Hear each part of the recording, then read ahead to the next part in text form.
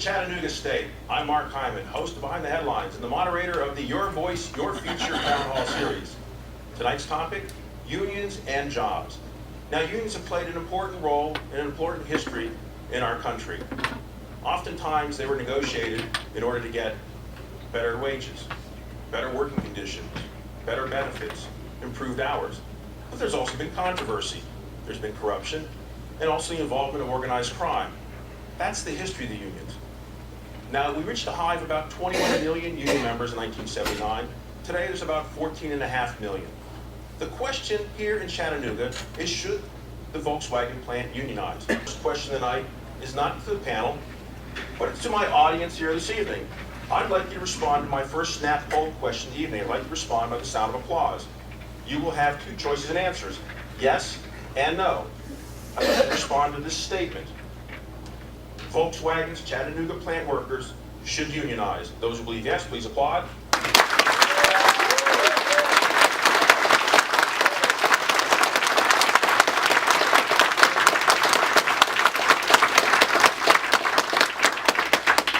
Those who believe no, please applaud.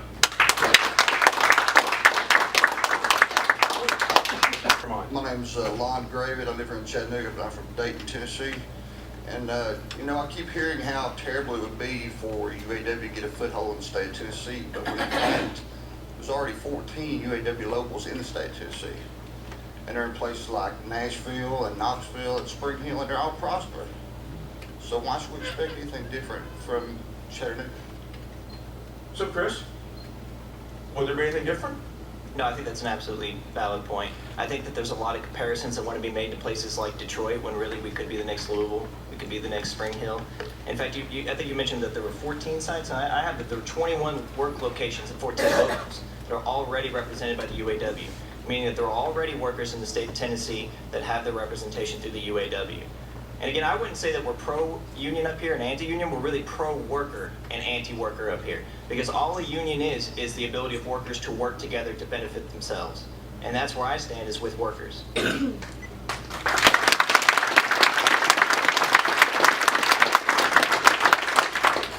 Since you may not agree. Well, first of all, I'd just like to say I'm not necessarily for or against unionization of this plant. I think that's up to the workers to decide. Absolutely, and it always is. What I'm here to discuss is the possible downsides of unionization, because there are possible downsides. Now, you may point to some locations and some plants that have unionization that seem to be doing fine, and maybe that's true. I have no doubt that there's examples that you could point to that effect. The question I have is, how much more productive could those places be if they didn't have unionization? And that's something we don't really know. And I think it's really dangerous to sort of gloss over the example of Detroit, because if you take a look at Detroit, it's really one city that has an identification with a particular union, unlike any other city or union, I think. Detroit has been owned and operated by the UAW for about half a century. And anyone who's been to Detroit recently knows the state that that city is in and how sad it is. And I think the UAW has some blame to that sorry state of affairs. All right, we're back to the audience with another question. For workers. The Volkswagen employees in Chattanooga are perfectly free to have a union if they desire, because the law allows that. Now, the effect of unions in places where unions exist is really not all that benevolent. My field of study over the years has been in general economic theory with a focus on labor economics. And the studies that have been done in that field indicate something. That what union employees gain, they do not gain at the expense of the employer.